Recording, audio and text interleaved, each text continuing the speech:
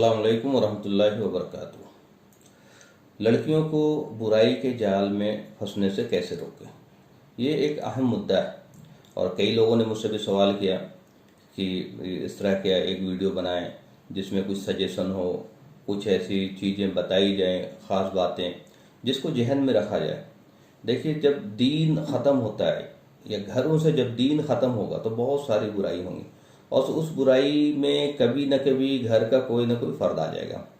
कुरान की एक आयत है जिसमें सूरह लुक़मान में है, लुक़मान अलैहिस्सलाम अपने बेटे को वसीयत करते हैं, या बुनय्या अक़ीमुस्सलाह व अम्र बिल मारूफ़ व नही अनिल मुनकर व अस्बिर अला मा असाबिक इन्न ज़ालिका मिन अज़्मिल उमूर। तो ऐ मेरे बेटे सलात कायम कर। तो ये बेटा या बेटी, हर मुसलमान के ऊपर ये फ़र्ज़ है कि उसका बेटा या बेटी अगर बालिग हो जाए तो उसे दो बातों की वसीयत करनी है। एक तो सलात की, नमाज की पाबंदी की वसीयत करनी है, और दूसरी अम्र बिल मारूफ़ व नही अनिल मुनकर की, वो लोगों को भलाई की तरफ बुलाए और बुराई से रोकने वाला बने। तो इंसान जब भलाई की तरफ बुलाने वाला बनेगा और बुराई से रोकने वाला बनेगा तो वो खुद कभी बुराई में नहीं पड़ेगा, वो खुद बुराई की तरफ नहीं जाएगा। ईमान की दावत देने वाला कभी ईमान को तर्क नहीं करेगा, ईमान की अहमियत को समझेगा।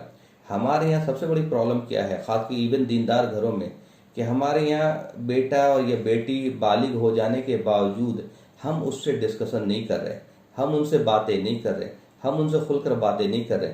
जबकि ये आपको मालूम होना चाहिए कि अगर आप बात नहीं करेंगे तो दूसरे लोग बात करेंगे, और फिर वो बात उनकी मर्जी की होगी, आपकी नहीं होगी। बात करना ज़रूरी है, क्योंकि सोशल मीडिया का दौर है। हर बच्चों के पास आजकल ऑनलाइन एजुकेशन के बहाने या किसी और बहाने, या ऑनलाइन एजुकेशन नहीं आया था उससे पहले भी, तो लोगों जो है सोशल मीडिया के जरिए, उनका फेसबुक पे प्रोफाइल है, उनका इंस्टाग्राम में प्रोफाइल है, उनका व्हाट्सएप है, हर बच्चों के पास मोबाइल है। तो ये मोबाइल जो है बच्चों को वक्त से पहले सेक्सुअली एक्सपोज कर दे रहा, वक्त से पहले उनको जवान कर दे रहा। तो अगर आप उनको नहीं बताएंगे कि भाई क्या बुरा है, क्या सही है, क्या गलत है, किसका वक्त कब आए, मतलब कौन सी काम किस वक्त पे सही है या गलत है, तो ये डिस्कशन करना बहुत ज़रूरी है। ख़ास करके माँ को अपनी बेटी से, माँ को बेटी के साथ एक दोस्ताना रिलेशन होना चाहिए, ताकि हर बात बेटी अपने माँ के साथ शेयर करे। तो ये जो दौर है बुराई का, तो लोग जो है बाहर में भेड़िए की तरह हैं, कि लोग जो है वो मौके की तलाश में हैं।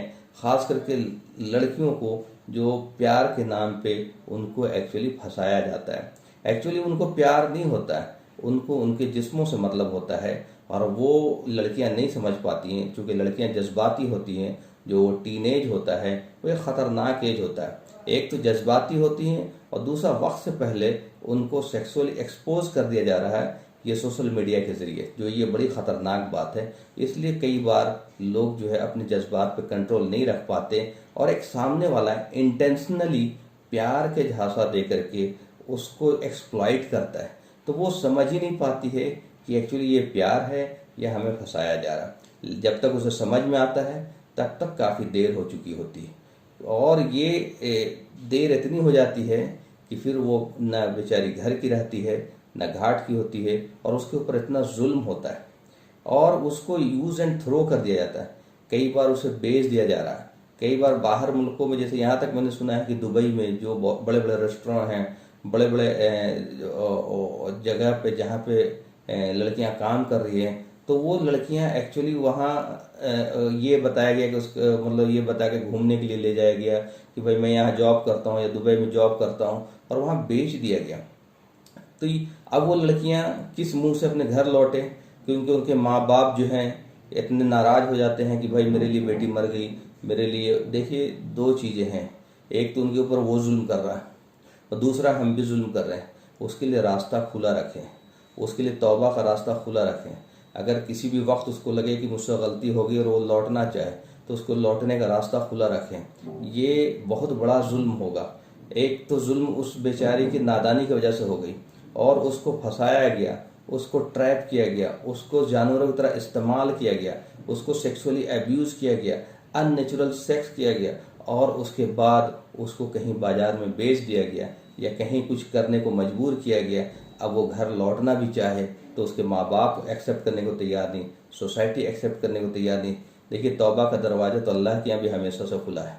तो तौबा का दरवाज़ा हमें भी खुला रखना चाहिए, अपना दिल हमें बड़ा रखना चाहिए कि अगर वो बच्चे कभी भी उनको समझ में आ जाए कि भाई मैंने गलती किया है, तो उसके माँ बाप को चाहिए कि उन्हें एक्सेप्ट करें। और ये चूँकि गलती माँ बाप की है, मैं बेटियों की गलती बाद में कहूँगा, गलती माँ बाप की है कि वो उनसे कम्युनिकेट नहीं कर रहे हैं, उनसे बातें नहीं कर रहे हैं, उनसे अडल्ट एजुकेशन पे बातें नहीं कर रहे हैं, उनको दुनिया की बुराई बता नहीं रहे हैं।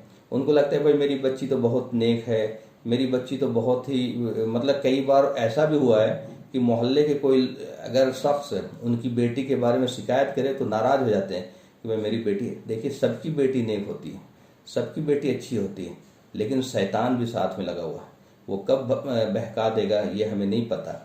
और ये इतना नाजुक मामला है कि सेकंडों में चीज़ों, मिनटों में चीज़ें फ़र्क पड़ जाएगी, घंटों में चीज़ें फ़र्क पड़ जाएगी, अचानक चीज़ें चेंज हो जाएगी। और प्यार एक ऐसा खुमार है कि जिसकी वजह से इंसान जो है, न माँ देखता है, न बाप देखता है, न सोसाइटी देखता है, न दीन देखता है, कुछ भी छोड़ने को तैयार हो जाता है। लेकिन वो हकीकत में प्यार होता नहीं है, वो एक्सेप्शन कोई हो सकता है, लेकिन ज़्यादातर चीज़ प्लान्ड करके ट्रैप की जा रही। और ये एक कहावत है, an idiot with a planning can stun a genius. इसलिए प्लानिंग जो है, किसी चीज़ को प्लान करके करने वाला, वो बड़ा ख़तरनाक होता है। और आपके खिलाफ तरह तरह की प्लानिंग चल रही है, जिसमें ये भी एक प्लानिंग है ना। तो हमें दाई बनाया गया है बाय डिफ़ॉल्ट, मर्द को भी और औरत को भी। तो ये दाई वाला जहन होगा। दुनिया को अगर हम बुराई से रोकने वाले बनेंगे, भलाई तरफ बुलाने वाले बनेंगे, तो खुद हम, हमारे बच्चे, हमारे औलाद, हमारी बहन बेटियां भी बुराई से बचने वाले बनेंगे। तो सबसे पहला काम ये है कि दीन को भी डिस्कस करें, अडल्ट एजुकेशन को भी डिस्कस करें, बाहर की दुनिया के बारे में बताएं। हमारे यहाँ बात ही नहीं होती है, ना घरों में होती है, ना मस्जिद में होती है। सबसे अच्छे बात करने का जो मौका होता है वो मस्जिद में खुतबा का टाइम होता है। लेकिन आप देखेंगे पूरे हिंदुस्तान में ज़्यादातर जगह इल्ला माशाल्लाह खुतबे में हालात हाजरा पे बात ही नहीं हो रही, वक्त के जो नज़ाकत है उस पर बात ही नहीं हो रही, माशरे में जो बुराई है उस पर बात ही नहीं हो रही, जो हमारे ऊपर जो ख़तरे हैं उसके ऊपर बात ही नहीं हो रही। कोई कहानी लेकर के बैठ जाएगा। एक कहानी तो मैंने यहाँ सुना कि इब्राहिम अलैहिस्सलाम ने कहा कि मछलियों मेरी सुई लेकर आओ, तो सारी मछलियाँ सोना की सुई लेकर के आ गई। उसके बाद कहा नहीं ये मेरा सुई नहीं है, लोहे का सुई फिर लेके। भाई इस कहानी से आम आदमी को क्या मतलब? कोई भी कुछ भी, मतलब ये है कि जुमा के दिन हमें खुतबा देना है और कोई भी एक कहानी पढ़ा और हम खुतबा दे रहे हैं, तो हमारे माशरे का इस्लाह ही नहीं हो पा रहा, माशरे में सही बात ही नहीं पहुंच पा रही। और उसमें कसूरवार वो लोग भी हैं जो मस्जिद में नमाज पढ़ने जाते हैं सिर्फ इस मतलब सवाब की नीयत से। कोई भी कुछ भी बोल रहा हो या हमारे काम की बात बोल रहा है या नहीं बोल रहा, उनसे कोई सवाल नहीं करना है, उनसे कोई बातें नहीं करना है। भाई वो आलिम है, सवाल करेंगे तो नाराज हो जाएंगे, सवाल करेंगे तो हमें ऐसा डरा दिया गया कि गुनाह हो जाएगा। भाई आपके हक आपकी ये हक है कि वो आपको सही बातें बताए, ये उनकी भी जिम्मेदारी है और आपकी भी जिम्मेदारी। आपकी जिम्मेदारी ये है कि उनको आप बोले कि सही बात बताएं, और उनकी जिम्मेदारी है कि वो लोगों को सही बातें बताएं और लोगों को किस्से कहानियों में ना घुमाएं। ये किस्से कहानियाँ उम्मत को ले डूबेगी। ये जुमा का दिन जो खुतबे के दिन है वो हालात हाजरा पे बात होनी चाहिए, मुआशरे की ज़रूरत पे बात होनी चाहिए। नौजवान लड़के क्यों बिगड़ रहे हैं, लड़कियां क्यों बिगड़ रही हैं, उनके साथ क्या मामला हो रहा है, ये ऐसा कदम क्यों उठा रही हैं। तो ये कोई समझाने वाला भी तो हो उम्मत को। उम्मत को समझाने के बजाय लोग किस्से कहानियाँ बता रहे हैं। आप बेशक हदीस की बातें बताएं, सहाबा रज़ियल्लाहु ताला अन्हु की बातें बताएं, नबियों की बातें बताएं, और उसको आज के हालात से जोड़कर बताएं, आज के हालात से कोरिलेट करके बताएं। और आप सिर्फ प्रॉब्लम ना बताएं, प्रॉब्लम के साथ सोल्यूशन भी बताएं।